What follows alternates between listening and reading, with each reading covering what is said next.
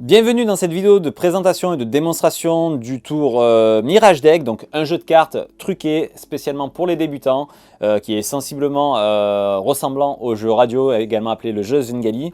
Je vais vous faire une petite démo de ce tour, de ce jeu de cartes, et je vous dirai un petit peu les différences avec le jeu Zwengali en fin de cette vidéo. C'est parti pour la démonstration de ce tour. Alors ici le jeu Mirage en qualité bicycle rouge. Alors l'idée, c'est vous demander au spectateur de choisir une carte n'importe où dans le jeu. Alors imaginons, on va faire un ruban et qui touche une carte. Imaginons qu'ils prennent celle-ci. On en prend connaissance ici. Le 6 de carreau, très bien, c'est pas grave si je la vois, il n'y a pas de problème à ce niveau-là. Et on la perd dans le paquet, nettement. Hein. Pourtant, en claquant des doigts instantanément, croyez-le ou non, mais la carte remonte sur le dessus.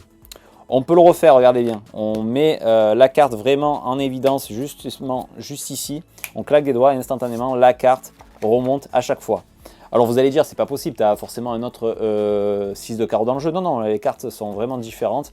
Je peux vous les montrer une à une. Il n'y a pas du tout d'autres 6 de carreau. Hein. Le seul 6 de carreau, il est sur la table.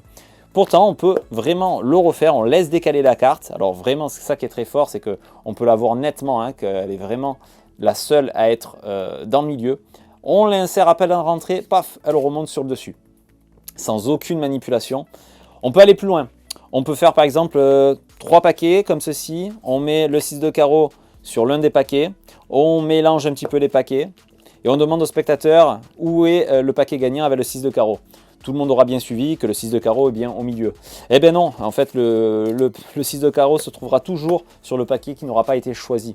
Et là vous allez me dire, mais comment c'est possible? Tu as forcément plusieurs 6 de carreau dans ton jeu. Non, non, toutes les cartes sont bien différentes, hein. On n'a pas d'autres 6 de carreau, le seul est sur la table. Pourtant, on est capable, grâce au 6 de carreau, de réaliser ce qu'on appelle un mirage, d'où le nom du jeu. Et grâce au 6 de carreau, on est capable d'avoir que des 6 de carreau. Et comme un mirage ne dure jamais très très longtemps. Parce que instantanément, il s'assouplit. Vous voyez, on ne voit plus trop. On a commencé à voir apparaître les cartes. Et du coup, toutes les autres suivent et reviennent. C'est pour ça qu'on appelle ça un mirage. Ça ne dure jamais très longtemps. C'est très facile à faire. Et c'est idéal pour les débutants. Donc voilà, c'était la démonstration du Mirage Deck. Alors le Mirage Deck, à comparaison d'un jeu Zwengali, également appelé le jeu radio, c'est exactement la même chose. On fait exactement les mêmes effets qu'avec un jeu radio ou Zwengali. Mais à la différence que celui-ci est traité avec le produit qu'on appelle le Rugging Fluid. Ce qui va nous permettre de pouvoir faire un ruban sur table ou entre les mains. Chose qu'on ne peut pas faire avec un jeu radio classique. Voilà, avec un jeu radio classique, on est obligé de rifler les cartes pour les présenter, alors que sur le Mirage, on va pouvoir les étaler en main. Alors ça a des avantages, mais aussi des inconvénients. C'est-à-dire qu'il y a des tours qui seront vraiment compliqués à réaliser avec un jeu Mirage et qui sont faisables avec un jeu Zwengali. Donc vraiment, c'est au goût de chacun. Il y en a qui préféreront avoir ce petit plus de pouvoir étaler les cartes en main grâce au trucage du Mirage, alors que d'autres non, préféreront manipuler tout simplement un jeu radio qui permet peut-être d'avoir un peu plus de liberté, même si on n'a pas ce plus qui est l'étalement sur tapis ou entre les mains. Voilà, c'est au bon vouloir de chacun. Sachez que le principe après reste le même, hein. C'est juste l'ajout du Rugging Fluid qui permet justement de faire justement ceci là, hein, d'étaler en main.